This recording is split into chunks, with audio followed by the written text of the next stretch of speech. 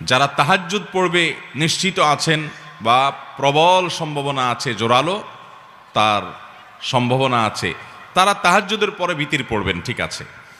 কিন্তু বিতির পড়তে পারি কি না এ ব্যাপারে যদি সিউরিটি না থাকে, প্রবল নিশ্চয়তা না থাকে, তাহলে সেক্ষেত্রে বিতির পড়ে রাতে ঘুমোতে হবে, সেটাকে বিলম্ব করা যাবে না, বাদ দেওয়া যাবে না। নবী সাল্লাল্লাহু আলাইহি ওয়াসাল্লাম সে ওসিয়ত করেছেন। সহিহ মুসলিমের হাদিস আম্মাজান আয়েশা রাদিয়াল্লাহু তাআলা থেকে বর্ণিত হয়েছে, তিনি বলেছেন, কানান নবী সাল্লাল্লাহু আলাইহি ওয়াসাল্লাম ইউসাল্লি দুহা আরবাআন ওয়া ইয়াজিদু মা শা। নবী সাল্লাল্লাহু আলাইহি ওয়াসাল্লাম প্রতিদিন 4 রাকাত চাশতের নামাজ পড়তেন, আবার কখনো কখনো তার চাইতে বেশিও পড়তেন যতটুকু মনে চায়। অনেক বর্ণনা থেকে 8 রাকাত পর্যন্ত পাওয়া যায়, 4 রাকাতের বেশি 6 রাকাত হতে পারে, 8 রাকাতও হতে পারে। এ হাদিস থেকে বোঝা যায় যে 4 রাকাত তিনি অবশ্যই পড়তেন, এর বেশি কখনো কখনো 8 রাকাতও পড়তেন, 6 রাকাতও পড়তেন। সহিহ মুসলিমের হাদিসে আসছে, আবু যর গিফারি রাদিয়াল্লাহু তাআলা বর্ণনা করেছেন, নবী করিম সাল্লাল্লাহু আলাইহি ওয়াসাল্লাম বলেছেন, আল্লাহ রাব্বুল আলামিন আমাদের শরীরে যতগুলো অঙ্গ প্রত্যঙ্গ দিয়েছেন, যতগুলো জোড়া দিয়েছেন, এই প্রত্যেকটি জয়েন্ট, এই প্রত্যেকটি জোড়া আল্লাহর পক্ষ থেকে অনেক বড় অনুগ্রহ। প্রতিদিন এই জোড়া ঠিক থাকার কারণে আমরা মুভমেন্ট ঠিকমতো করতে পারছি, চলাফেরা ঠিকমতো করতে পারছি, অসুবিধা হচ্ছে না। এই যে আল্লাহ তাআলার এত বিশাল বড় নেয়ামত আমরা লাভ করতে পারলাম, সেজন্য প্রতিটি জোড়া, প্রতিটি অঙ্গের তরফ থেকে প্রতিদিন আমাদের সাদাকা করা উচিত।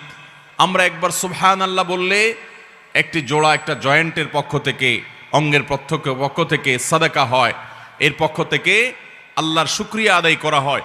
একবার আলহামদুলিল্লাহ বললে, একবার সুবহানাল্লাহ বললে, একবার আল্লাহু আকবার বললে, একটা ভালো কাজ করলে, একটু দান সাদাকা করলে, কাউকে অন্যায় কাজ থেকে বাধা দিলে, কাউকে কোনো ভালো কাজের নির্দেশ করলে, এই প্রত্যেকটি ভালো কাজ মানুষের প্রতিটা শরীরের প্রতিটি জয়েন্ট থেকে সাদাকা হয়।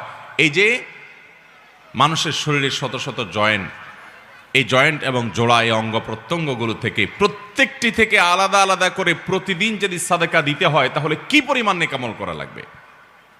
এই হাদিসে নবী সাল্লাল্লাহু আলাইহি ওয়াসাল্লাম বলেছেন, মানুষের শরীরের প্রতিটি জয়েন্ট, জোড়া, প্রতিটি অঙ্গ প্রত্যঙ্গ থেকে একটি কাজ প্রত্যেকটির তরফ থেকে সাদাকা করার, শুকরিয়া আদায় করার কাজ করে দেয়। সেটা হলো যদি কেউ সলাতুদ দুহা বা চাশতের নামাজ পড়ে, তাহলে এই একটি কাজ তার শরীরের সমস্ত জয়েন্টের তরফ থেকে সাদাকা হয়ে যায়।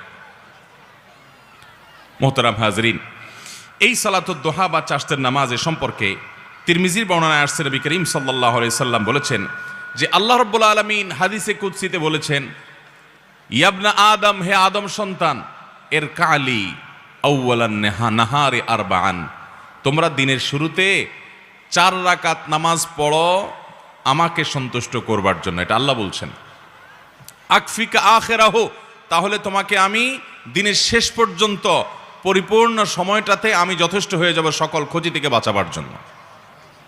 এই 4 রাকাত নামাজ সালাতুদ দুহা, যেটাকে আমরা চাশতের নামাজও বলি। নবী আলাইহিস সালাম অন্য হাদিসে বলেছেন, লা ইউহাফিযু আলা সালাতিদ দুহা ইল্লা আওয়াব, যারা আল্লাহর দিকে ধাবিত, আল্লাহর দিকে অগ্রসর, এলিট শ্রেণীর মুসলমান, সাধারণ শ্রেণী না, একেবারে সর্বোচ্চ মর্যাদার, সর্বোচ্চ শ্রেণীর আপার ক্লাসের মুসলমান যারা, এই আপার ক্লাসের মুসলমান, তাদের কাজ হলো আল্লাহর পথে ধাবিত তারা থাকে, আল্লাহর দিকে ঝুঁকে থাকে, আল্লাহর দিকে অগ্রসর থাকে। এই আওয়াব শ্রেণীর বান্দা, আপার ক্লাসের মুসলমানদের আমল হলো চাশতের নামাজ। এটা সাধারণ মুসলমানরা পারে না। এই জন্য নবী সাল্লাল্লাহু আলাইহি ওয়াসাল্লাম এটার নাম দিচ্ছেন ওয়াহিয়া সলাতুল আওয়াবিন। এটা হলো আওয়াবিনের নামাজ, অর্থাৎ আল্লাহর দিকে যারা ধাবিত থাকে তাদের নামাজ, সলাতুদ দুহা। এই নামাজটা কখন পড়তে হয়?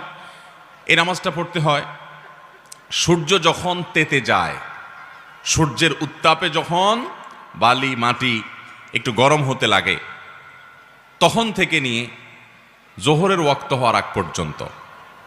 এটা গরমের সিজনে এক টাইম হয়, শীতের সিজনে আরেক টাইম হয়। কারণ গরমের সময় সূর্য এক সময় উঠে, শীতের সময় সূর্য আরেক সময় উঠে। আনুমানিক বেশিরভাগ সিজনে দেখবেন আপনি 8টা সাড়ে 8টার পর থেকে নিয়ে আপনার জোহরের আগ পর্যন্ত এই টাইমটাতে বালু তেতে যায়। কখনো একটু দেরি হয়, 9টা বাজে, বা কখনো একটু আগে হয়। তো এই 9টা, 10টা, সাড়ে 10টা এই টাইমগুলোতে জোহরের ওয়াক্ত হওয়ার আগ পর্যন্ত 4 রাকাত নামাজ, কোনো কোনো বর্ণায় অবশ্য 2 রাকাতের কথা বলা হয়েছে, কিন্তু বেশিরভাগ বর্ণায় 4 রাকাতের কথা বলা হয়েছে। আবার অনেক বর্ণায় 8 রাকাতের কথা বর্ণিত হয়েছে।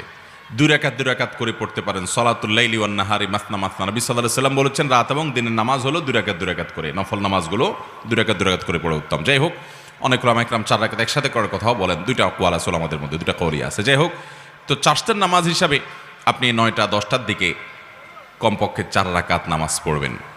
কোনো সূরা নির্ধারিত নাই, যেই কোনো সূরা দিয়ে পড়তে পারেন, সূরা ফাতিহার সাথে আরেকটা সূরা মিলিয়ে। এরপরে আপনি অন্য সব নামাজের যে নিয়ম আছে ঠিক একই নিয়ম, বিশেষ কোনো নিয়ত নাই। আমি সলাতুদ দোহা পড়তেছি, চারটার নামাজ পড়তেছি, যে নামাজ আমার পুরো শরীরের প্রতিটি অঙ্গ প্রত্যঙ্গ, প্রতিটি জয়েন্ট জোড়া থেকে এই নামাজটাই যথেষ্ট হয়ে যাবে, আমি সেই নামাজ পড়ছি। যে নামাজ পড়ার জন্য নবী সাল্লাল্লাহু আলাইহি সাল্লাম একজন নয় বেশ কয়েকজন সাহাবীকে ডেকে ডেকে আলাদা করে ওসিয়ত করেছেন। ওসিয়ত আর সাধারণ নসিহত উপদেশ এক জিনিস না। নবী সাল্লাল্লাহু আলাইহি সাল্লাম ওসিয়ত করেছেন। ওসিয়ত সাধারণত বলা হয় কোনো ব্যক্তি তার মৃত্যুর পরেও যেন কোনো কাজ করা হয় সে সম্পর্কে যে উপদেশ দিয়ে যায়, গাইডলাইন দিয়ে যায়, ওটার নাম ওসিয়ত। এটা মানুষ একান্ত আপনজনকে করে। আমাদের প্রাণের নবী সাল্লাল্লাহু আলাইহি সাল্লাম তার একাধিক সাহাবীকে, বেশ কয়েকজন সাহাবীকে ওসিয়ত করে গেছেন যে এই নামাজ কখনো ছাড়বা না। যে নামাজ নবী সাল্লাল্লাহু আলাইহি সাল্লাম সাহাবীদেরকে ওসিয়ত করে গেছেন আদায় করার জন্য, এই 40-50 হাজার মানুষের এত বিশাল সমাবেশে 5 জন মানুষও পাওয়া যায়নি সেই নামাজটা আমরা পড়ি। এই নামাজটা ভাইয়েরা আমার নিয়মিত পড়তে না পারি, অন্তত সপ্তাহে 1-2 দিন হলেও, মাঝে মধ্যে হলেও আদায় করব ইনশাআল্লাহ। ভাইয়েরা আমার, এই সমস্ত নফল নামাজগুলো ফরজ নামাজের ঘাটতি পূরণ করবে কিয়ামতের ময়দানে। 5 ওয়াক্ত ফরজ নামাজ তো পড়তেই হবে প্রতিদিন। এই নামাজে যদি ত্রুটি বিচ্ছুতি দেখা যায়, নফল নামাজ দিয়ে আল্লাহ রাব্বুল আলামিন ফরজের ঘাটতিগুলো পূরণ করবেন। বিশেষ করে এই সমস্ত নফল নামাজের এহতেমাম, এগুলোর গুরুত্ব যখন মুসলমানরা দিতে থাকবে, তখন আল্লাহর সাথে তাদের একটা বিশেষ সম্পর্ক হবে। আজকে আল্লাহর সাথে আমাদের কোনো সম্পর্ক নাই, আমরা দোয়া করি মনোযোগ নাই, নামাজ পড়ি মনোযোগ নাই, স্বাদ পাই না, তৃপ্তি পাই না, আল্লাহর সাথে কোনো কানেকশন নাই। আল্লাহর সাথে কথা বলে একটা তৃপ্তি আছে ভাই। আপনি যদি তাহাজ্জুদ পড়তে ভোর রাতে উঠেন, আপনি যদি চোখের পানি ফেলে আল্লাহর সাথে একটু কথা বলেন, আপনি অনুভব করবেন যে পৃথিবীতে সবচাইতে সুখকর সময়গুলো আপনি পার করছেন আল্লাহর সাথে কথা বলতে গিয়ে, আল্লাহর কাছে তওবা করতে গিয়ে। এমনকি আল্লাহর ভয়ে আপনি কাঁদছেন, সেটাও আপনার কাছে উপভোগ্য হবে যদি আপনি তাহাজ্জুদের সময় কেঁদে দেখেন। তাহাজ্জুদ পড়ার সময় ঘুম থেকে উঠে নিরালা এবং নিরিবিলি পরিবেশে যখন একাকী 2 রাকাত 4 রাকাত নামাজ পড়ে সিজদায় এবং দুহাত প্রসারিত করে আল্লাহর কাছে দোয়া করেন। আল্লাহ তাআলা আমাদেরকে এই গুরুত্বপূর্ণ আমলগুলোকে সারা জীবন আঁকড়ে ধরে রাখার তৌফিক দান করুন। চেষ্টা করব তো ইনশাআল্লাহ।